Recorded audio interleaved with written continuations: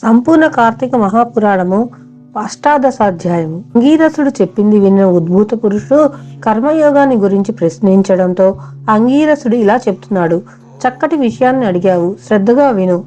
సుఖదుఖాది ద్వంద్వాలన్నీ దేహానికే గాని అతీతమైన ఆత్మకు లేవు. ఎవడైతే ఆత్మానాత్మ సంశయగ్రస్తుడో వాడు మాత్రమే కర్మలను చేసి తద్వారా చిత్తశుద్ధిని పొందినవాడై ఆత్మజ్ఞాని కావాలి. దేహదారి అయిన వాడు తన వర్ణాశ్రమ విద్యుక్తాలైన స్నాన శౌచాధిక కర్మలను తప్పనిసరిగా చేసి తీరాలి.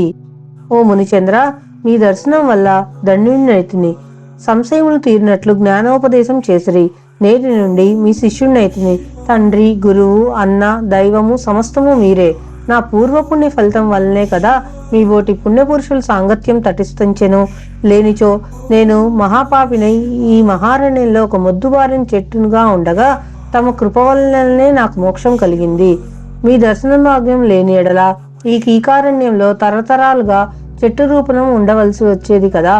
అట్టి నేనెక్కడా, మీ దర్శన భాగ్యం ఎక్కడా, నాకు సద్గతి ఎక్కడా, పుణ్య ఫలప్రదమగు ఈ కార్తీక మాసం ఎక్కడ, పాపాత్ముడగు నేనెక్కడ, ఈ విష్ణువాలయం నందు ప్రవేశించుట ఎక్కడ?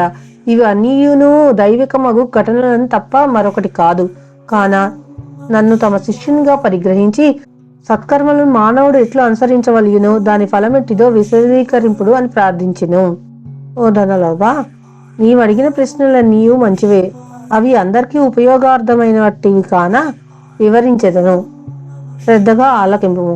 ప్రతి మనుజుడు ఆ శరీరమే సుస్థిరమని నమ్మి జ్ఞానశూన్యుడగుచున్నాడు.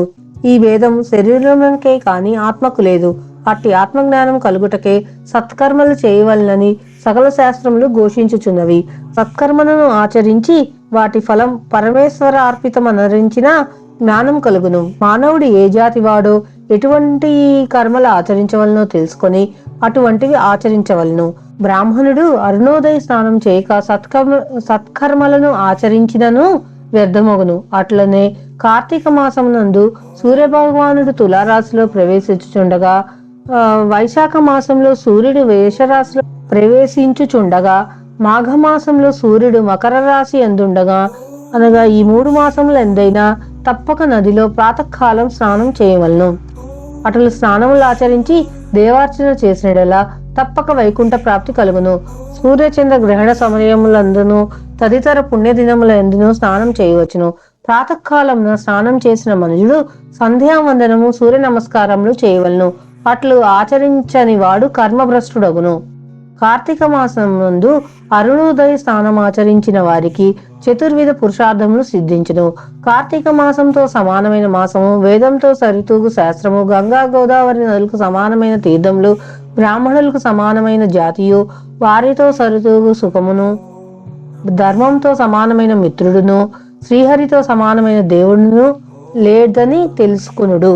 కార్తీక మాసమందు విద్యుక్త ధర్మంగా స్నానాదులు ఆచరించిన వారు కోటి యాగములు చేసిన ఫలమును పొంది వైకుంఠమునకు పోదురు అని అంగీరసుడు చెప్పగా విని మరలా ధనలోభుడు ఇలా ప్రశ్నించెను. ఓ ముని శ్రేష్ఠ, చాతుర్మాస వ్రతమని చెప్పితిరే, ఏ కారణం చేత అది ఆచరించవలను? ఇది వరకు ఎవరైనా ఈ వ్రతంను ఆచరించి ఉన్నారా? ఆ వ్రతం యొక్క ఫలితమేమి, విధానం ఎట్టిది, సవిస్తరంగా విశదీకరింపుడు అని కోరెను. అందులకు అంగీరసుడు ఇట్లు చెప్పెను. ఓయి వినుము. చతుర్మాస వ్రతము అనగా సతి మహావిష్ణువు మహాలక్ష్మితో ఆషాఢ శుద్ధ ఏకాదశి దినమున పాల సముద్రంన శేషుని పాన్పపై శయనించి కార్తీక శుద్ధ ఏకాదశి నాడు నిద్ర నుండి లేచును.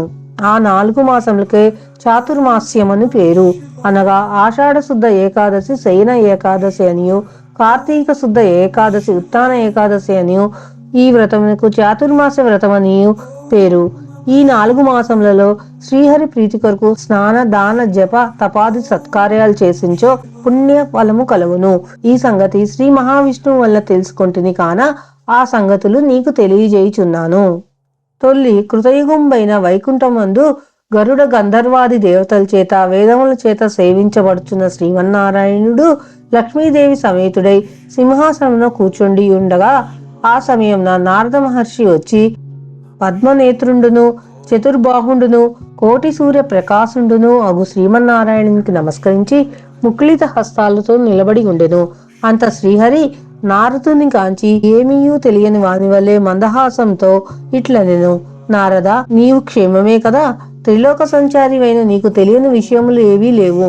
మహామునుల సత్కర్మానుష్టములు ఎట్టి విఘ్నములు లేక సాగుచున్నవా? ప్రపంచమున ఏ అరిష్టములు లేక ఉన్నవి గదా అని కుశల ప్రశ్నలు అడిగెను.